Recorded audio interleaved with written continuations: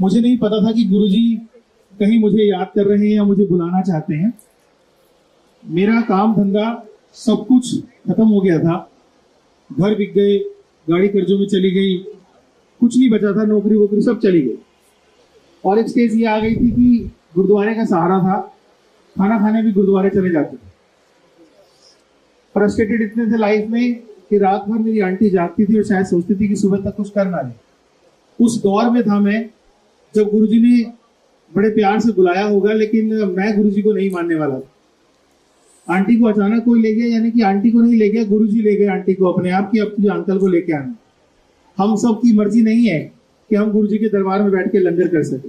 ये गुरुजी की मर्जी है, ये इनका आशीर्वाद है, वरना हमारी कोई ताकत नहीं है। आज की बात तो मैं बाद में बताऊंगा, क्योंकि मैं कैसे जुड़ा मैं बता रहा हूँ आपको। मेरी आंटी जब यहाँ से होके गई तो एक गुरुजी का यही वाला चोला वाला स्वरूप मिला, बहुत ज्यादा बड़ा भी नहीं था। और उस समय घर के ये हालात थे कि बेटे की फीस भी 3 महीने से स्कूल में नहीं गई थी, इतने बुरे हालात में थे हम। जब वो स्वरूप लेकर आंटी घर पे आई तो आंटी ने मुझसे पूछा भी नहीं और उसे फ्रेम करने के लिए दे दिया। मैं इरिटेट रहता था। मैंने आंटी की बात सुनने के बाद कहा, किस गुरु के पास चली गई, ये सब ड्रामेबाजी होती है, सब सिखाए पढ़ाए होते हैं। और जब आंटी मुझे बता रही थी तो मैं सोच रहा ये सब ड्रामेबाजी है, मत बोल मुझे। मैं इरिटेट तो था ही, काम धंधा था नहीं, पैसे नहीं थे, खाने के लिए नहीं थे। जो हेल्प करने का नेचर रखता था वो हेल्प की लाइन में खड़ा हुआ। तो मैं अभी भी मेरे रूम पे खड़े हो रहे हैं सोच सोच के कि आज किस काबिल बना रखा है गुरुजी ने। मैं जानता हूँ ऑल ओवर इंडिया में बच्चे पढ़ रहे हैं मुझसे। मेरी मेमोरी चली गई थी उस समय जब मुझे आंटी होश में नहीं था, मैं लेके गई थी। इरिटेट हो जाता था मैं अपनी लाइफ से, कभी भी गुस्से में चिल्लाने लगता था, कभी भी कुछ भी कहने लगता था। तो एक दिन जब आंटी ने बहुत जिद करी, 1 हफ्ते लग गया आंटी को मुझे रोज बोलते बोलते बोलते कि एक बार चलो वहां पर, कुछ तो ठीक हो जाएगा, वैसे ही कुछ नहीं है हमारे पास। आंटी की जिद मानने के बाद एक संडे को जब आंटी मुझे बोली, मैंने कहा था गाड़ी वाड़ी के लिए पेट्रोल वेट्रोल है नहीं, कैसे गई थी? तो आंटी बोली छतरपुर मेट्रो स्टेशन गई थी, वहां से फटफटी सेवा लेके गई थी, तो मैनेज कर लेंगे। तो बड़ी मुश्किल से कुछ पैसे घर में से इकट्ठा हुए और उसमें से हमने ओला करने की कोशिश की। पहली बार जब ओला की तो 5 मिनट बाद ओला वाले का फोन आ गया, मैं नहीं जाऊंगा जी, कोई और कर लो। तब मैंने अपनी आंटी को बोला, देख जिस गुरुजी को तू कह रही है मुझे बुला रहे हैं, वो तो खुद मना कर रहे हैं। कह रही वो ओला वाला मना कर रहा है, गुरुजी मना नहीं कर रहे, एक बार और कोशिश कर लो। तो जब कोशिश की तो जो डेस्टिनेशन पॉइंट लिखा था वो था मेट्रो स्टेशन छतरपुर। शायद ही कभी किसी के जीवन में ऐसा हुआ हो कि गुरुजी साथ लेके गए हो। हम जैसी ओला में बैठे, उसे ओटीपी नंबर दिया तो ड्राइवर का सबसे पहला स्टेटमेंट था, गुरुजी के जाना है। अब उसमें गुरुजी और मेट्रो स्टेशन का क्या रिलेशन है मुझे नहीं समझ आता, क्योंकि आंटी को पता है कि वहां से 10-11 किलोमीटर दूर है मेट्रो स्टेशन। तो जब मैंने उसकी ये बात सुनी तो मैं हिल गया। मैंने कहा मतलब, मैं कहा छतरपुर मेट्रो स्टेशन, कहते नहीं गुरुजी के जाना है। तो उसने 2 बार बोला, मुझे समझ नहीं आया कि उसने क्यों बोला, मुझे समझ नहीं आ रहा था वो कहना क्या चाह रहा है। थोड़ी देर बाद आप बिलीव करेंगे कि क्या हुआ, वो गुरुजी के सत्संग करने लगा जैसे आज मैं यहाँ सत्संग कर रहा हूँ। कि मेरी गाड़ी पलट गई थी और गुरुजी ने 3 बार पलटी हुई गाड़ी के बाद मुझे हॉस्पिटल में आके ठीक किया, और आज मेरी 3-3 गाड़ी किराए पे चल रही है। तो मैंने कहा अपना मुंह बंद कर यार, ये 1 हफ्ते से वैसे ही परेशान कर रही है। तो मैं इस तरह से बिहेव कर रहा था और जो मन में आ रहा था बोल रहा था। फिर गुरुजी ने क्या किया, उसका मुंह बंद करा के एक सीडी थी उसके पास और सीडी प्लेयर था, उसने सीडी लगा दी, उसमें भी गुरुजी के शब्द थे। तो पूरे रास्ते गुरुजी सबक सुना के लेके गए। ये कम नहीं था मेरे लिए कि ये हो क्या रहा है। फिर जब हम बीच में मतलब सो गए तो टिवोली जगह आती है, वहां आके आंख खोली। मैंने कहा भाई तेरा मेट्रो स्टेशन नहीं आया? कह रहे गुरुजी के यहाँ छोड़ने जा रहा हूँ। तो वो गुरुजी के वहां जब छोड़ने गया और मैं अंदर गया तो मेरे को म्यूजिक पसंद था, तो गुरुजी को ही पता था कि इसको पंजाबी गाने पसंद है। तो जैसे ही मैं अंदर घुसा तो वहाँ पंजाबी गाने चल रहे थे, जुगड़ी गुड़ी। तो पहले तो वो मन में बिठा लेते हैं आपको कि चले आपको ठीक करते हैं, पहले आपका मन बनाते हैं फिर आपसे बात करते हैं।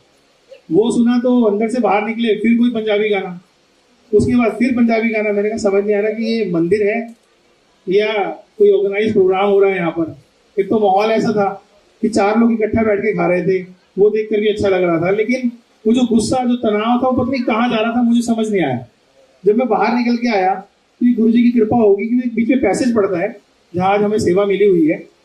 उस पैसेज पर मुझे एक बैल दिखाई दिया जो कि बहुत सुंदर था, और क्षण भर के लिए वो दिखाई दी और उसके बाद वो ओझल से महसूस हुए।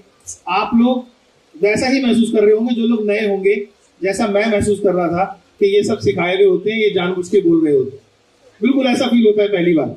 जब हम जुड़े नहीं होते हमें लगता है ये सब कहानियां हैं, ड्रामेबाजी हैं, ये ड्रामे सबके साथ हो जाए मैं तो चाहता हूँ गुरुजी, राइट रॉन्ग। तो तभी आके सब यहाँ बता पाएंगे कि उनके संग कौन कौन से ड्रामे हुए। उस ड्रामे को आप देखिए, कुछ नहीं था हमारे पास, हमने सिर्फ ये कोशिश की चलो यार अब कुछ नहीं है तो मन लग रहा है, यहाँ पर माहौल अच्छा है, माहौल की वजह से बुलाया। आस्था वास्ता तब तक भी नहीं जुड़ी थी, गुरुजी ने माहौल देकर मुझे बुलाया और वीरवार को मैंने गुरुजी के यहाँ जाना शुरू किया।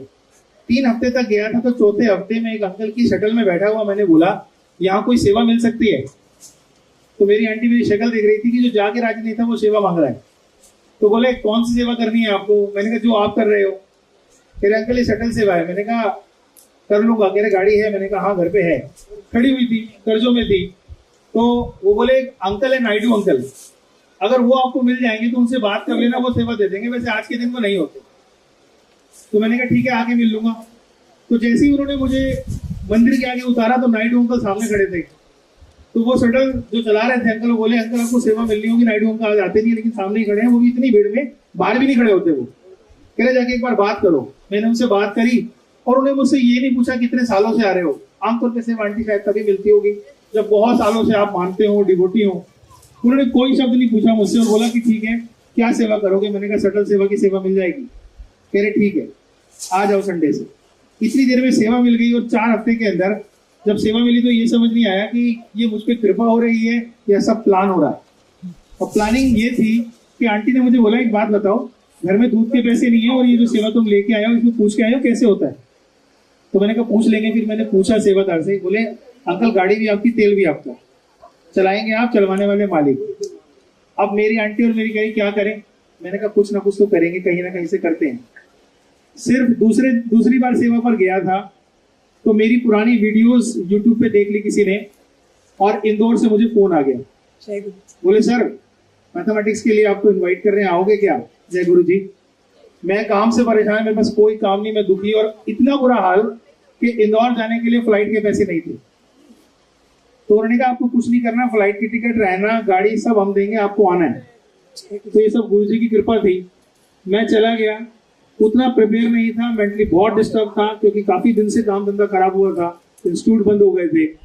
जब मैं वहां पढ़ाने लगा तो 2 घंटे के बाद मैं इतना नॉर्मल हो गया कि वो जो सारी चीजें डिस्टर्ब थी वो सब ठीक हो गई। 3.5 घंटे तक लेक्चर लेने के बाद इंस्टीट्यूट के मालिक बोले आपको हम काम पे नहीं रख सकते। मुझे लगा शायद अच्छा परफॉर्मेंस नहीं हुआ, तो बोले हम आपको 50% पार्टनर पे रख लें। तो मैंने कहा जी जय गुरु जी। मैंने कहा जी मेरे पास पैसे वैसे लगाने के लिए नहीं है। कह रहे आपको पैसे नहीं लगाने, बस वही दिमाग लगाना जो क्लास में लगा रहे। तब समस्या ये खड़ी हुई कि मैं इंदौर चला जाऊं तो सेवा मिली है, क्या करूं आंटी? परीक्षा थी मेरी पूरी। तो मैंने कहा जी आप पार्टनरशिप में थोड़ा कम दे देना, बस एक चीज और दे दो। बोले क्या? मैंने कहा जी हर हफ्ते संडे की फ्लाइट की टिकट चाहिए आने जाने की, ताकि मैंने जिसकी वजह से यहाँ आया हूँ उसको ना भूल जाऊं। तो गुरुजी ने ये टेस्ट लेना था, तो तय ये हुआ कि उन्होंने मुझे वो सब वही दिया जो दे रहे थे और एडिशनल कर दी टिकट एडिशनल करने के बाद माहौल ये बनता था कि मैं वहां पर दोपहर में 2 बजे फ्लाइट में बैठकर जब यहाँ दिल्ली पारा एयरपोर्ट उतरता था तो मेरे संग प्रॉब्लम ये होती थी कि शटल सेवा के लिए मुझे यहाँ से अशोक विहार घर जाना होता था और वहां से शटल लेकर फिर मंदिर आना होता था। अब गुरुजी बड़े डिसिप्लिन है, 5 बजे सेवा दी है, 4 बजे एयरपोर्ट पे उतार रखा है, और 5 बजे मंदिर कैसे आऊं? चमत्कार तो गुरुजी ने करने होंगे। 2-3 बार मैं लेट हुआ, शुरू से वैसे भी लेट की आदत नहीं थी, आज भी गुरुजी ने टाइम से बुला लिया था। तो एक सेवादार ने मुझे बोला कि मैं अपना बैग आपकी गाड़ी में रख दूं, ये 3रे हफ्ते की बात है। उन्होंने रख दिया। मैंने कहा रख दो, कैसे क्या करोगे? कहते बात जाती बार ले लूंगा। मैंने कहा ठीक है ले लेना। तो जब मैंने सेवा खत्म की तो मैंने उससे पूछा अंकल कहाँ रहते हो?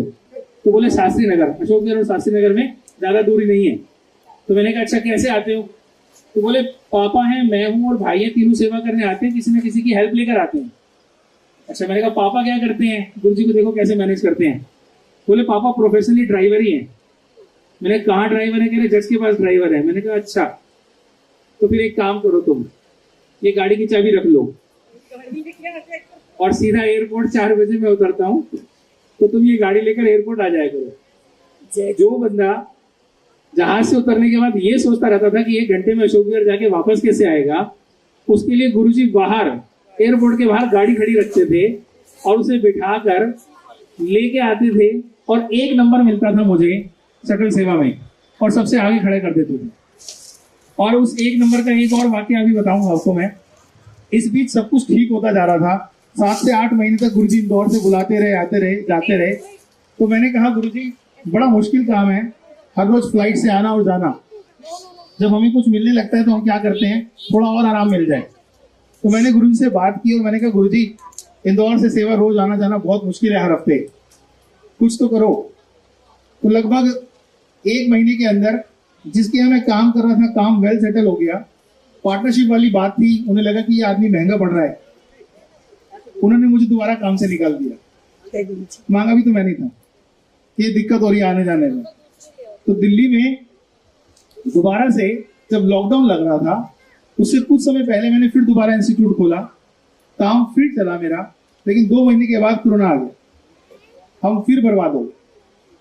जो कुछ कर सकते थे, जो कमाया वहां से, वो सब फिर दोबारा लग गया और जीरो हो गए, माइनस ही हो गए। उस माइनस के दौर में 20 जून को मुझे फिर एक कंपनी से फोन आया दिल्ली से। तो उन्होंने कहा सर हमारे यहाँ मैथ्स पढ़ाओगे। तो उन्होंने मुझे 7 जून को काम दिया और मैंने उनको एक छोटा सा आइडिया दिया, उसको उन्होंने माना, जिससे कंपनी ने 3.5 करोड़ रुपए कमा लिए। जय गुरु जी। और फिर कंपनी ने मुझे जो देना था वो तो मालिक की कृपा है, मैं यहाँ बताना ही नहीं चाहता, उसकी जरूरत नहीं है। तो जो मालिक देते जा रहे थे उसके साथ मेरे को समझ नहीं आ रहा था कि ये उसी आदमी पे कृपा हो रही है जो बदतमीजी भी कर रहा था कि कोई गुरु नहीं होता और उल्टे शब्दों का प्रयोग कर रहा था।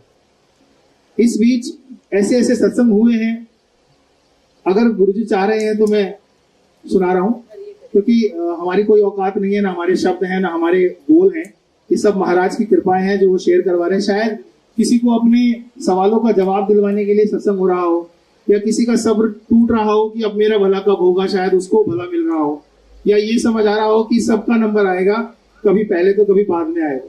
जैसे आंटी ने बताया कि नंबर 1, नंबर 2, नंबर 3। आंटी आज आपने बहुत अच्छे सवाल का जवाब दे दिया मेरा। मैं सेवा को ही तरसता रहता हूँ, और सेवा को तरसते तरसते इस बार शिवरात्रि पे क्या हुआ कि मैं किसी कारणवश मीटिंग को अटेंड नहीं कर पाया। तो मुझे लगा मुझे सेवा नहीं मिलेगी। जब सेवा नहीं मिली तो मैंने शाम को क्लास खत्म करने के बाद देखा 2 मिस कॉल है। तो मैंने उन्हें फोन किया, अंकल मैं किसी कारणवश मीटिंग में नहीं आ पाया, मुझे शिवरात्रि की सेवा। कह रहे सेवा सबकी लग गई, आपकी नहीं है। मैंने कहा कोई सी भी सेवा, कुछ भी। कह रहे कुछ तो होगा लेकिन मैं बता दूंगा। तो उनका फोन आया और वो बोले अंकल सुबह 5 बजे आ जाओगे आप। मैं कहा 5 बजे तो मंदिर नहीं खुलना है। कह रहे 5 बजे आ जाओगे आप। मैंने कहा आ जाऊंगा। मैं 5 बजे सुबह सेवा में पहुंच गया। वहां जाके देखा लिस्ट में मेरा नाम नहीं है सेवादारों में। तो जो इंचार्ज थे वो बोले सर आपका नाम तो नहीं है। मैं कहा नाम तो शायद कई लोगों का नहीं है, लेकिन सेवा तो गुरुजी किसी ना किसी रूप में करवा ही रहे, आप नाम लिख दो। उन्होंने नाम तो नहीं लिखा। उन्होंने बोला एक काम करो, जितने भी सेवादार आ रहे हैं ना, इन्हें मंदिर छोड़ के आओ, क्योंकि सुबह सुबह ये पैदल जाएंगे और आप कार लेके आए हो, शटल सेवा आप करते हो, इनको छोड़ के आओ। मैं छोड़ता रहा। 9 बजे के करीब मुझे वो कोऑर्डिनेटर जो शटल सेवा के इंचार्ज थे वो बोले आपकी सेवा 9 बजे लगाई थी, आपको मैसेज नहीं मिला। मैंने कहा मैं तो सुबह 5 बजे से आया हूँ। तो बोले नंबर दिखाओ किसका है, किसने बुलाया। मैंने नंबर दिखाया, कह रहे ये तो कोई ऑर्गेनाइजर भी नहीं है, ना ही कोऑर्डिनेटर है। जय गुरु जी। तो इसका मतलब है सेवा भी हम गुरु जी से ही मांग सकते हैं, किसी कोऑर्डिनेटर से तो बोल ही नहीं सकते, जैसे कि आपसे कह रहे थे। तो वो गुरु जी ने देनी होती तो शायद आपको कह देते कि आप दे दो। तो वो सेवा जब मिली तो मैं आज रेवाड़ी में भी उसी सेवा की वजह से हूँ। ट्विंकल आंटी को मैं इसी महाशिवरात्रि पे बड़े मंदिर में सेवा करते हुए ही मिला था, और सेवा के साथ ही बहुत सारे सत्संग हो रहे थे।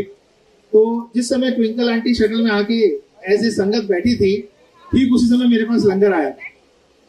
अब लंगर छोड़ूं या सेवा छोड़ूं, तो इन्होंने कहा आप आराम से लंगर कर लो, उसके बाद सेवा कर लेना। तो जब हमने इनसे लंगर करने के बाद सेवा कर ली, फिर ये वापस आए, इनसे बात हुई। तो इस बीच एक सत्संग जुड़ा मेरी आंटी का, मेरी अपनी जो वाइफ की बात कर रहा हूँ। तो आंटी भी दर्शन करने आई थी। लाख से ऊपर लोग होंगे, संगत जो 4 लाख, बहुत ज्यादा लोग थे। 4 लाख। और मेरी आंटी बोली मुझे प्रसाद नहीं मिला, लंगर खत्म हो गया। तो मैंने कहा गुरुजी ने आपको लंगर नहीं कराना होगा, जाओ। कह रहे आप सेवादार हो। मैंने कहा मैं सेवादार गुरुजी का हूँ, आपका नहीं, और आप संगत गुरुजी के हो, तो बात उनसे करो, मुझसे नहीं। तो वो आंटी चली गई मेरी आंटी। जब आंटी गई तो मैं शटल पॉइंट पर आया। तो जैसे ही मैं एक संगत को बिठाने के लिए इधर देख रहा था, इतने में एक सेवादार ने आके पूरी प्रसाद की प्लेट मेरे स्टीयरिंग के पास आके रख दी।